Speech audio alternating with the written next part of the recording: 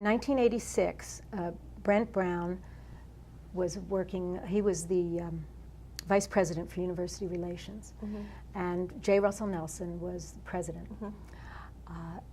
I think the session before that, the legislature had passed, with a footnote, some money to create a downtown center in downtown Phoenix for ASU.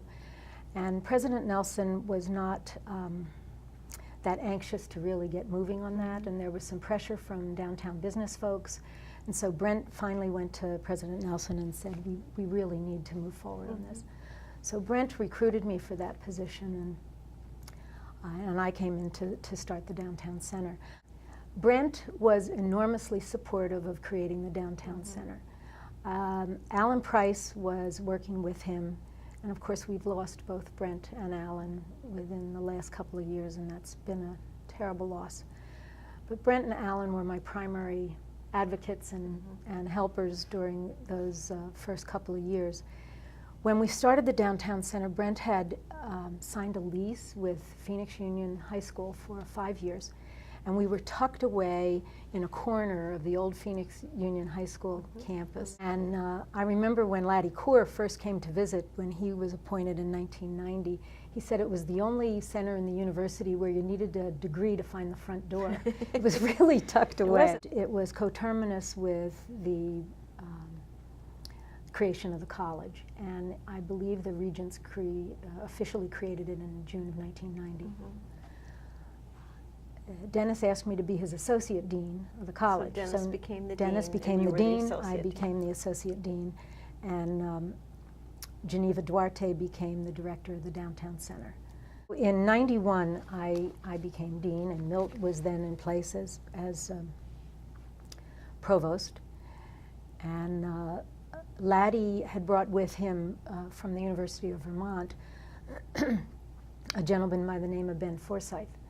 And Ben took a lot of interest in extended education and was trying to figure out how we could use extended education to create more student credit hours for the university, because our funding at that time was based on the number of student credit hours that we could generate. So I remember him going over and working with Elaine Sweet, who at that time was in the university budget office, and she had been the analyst who worked with both the downtown center and with the college. And Elaine and Ben came up with this idea of giving the college some money for us to go out and convince colleges to hold courses off campus and through technology, and thereby create more student credit hours. So he came to me and said, "Are you willing to try this?" And I said, "Sure, I'll give it a try, you know, with your help and encouragement." There were a lot of students at that time who were stuck in parts of their academic career, and they had a lot of student credit hours, but didn't have enough to get the right course to get out the door with a degree. And one of the things Ron found out was that you could get almost all your courses in the evenings or the weekends for certain degrees in liberal arts, but there were certain courses that were never offered at either night time or weekend time. So if you could only go on nights and weekends, you couldn't get a degree. So there were a bunch of these stuck students. Well, that was a really big problem for Milt Glick and for Laddie, that we had all these students who were stuck.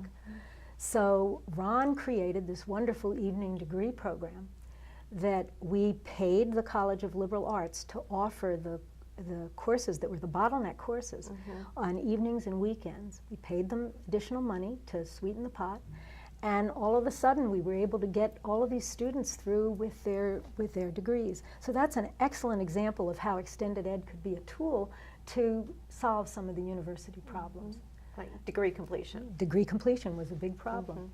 So that, I think, was one of the hallmarks, was creating these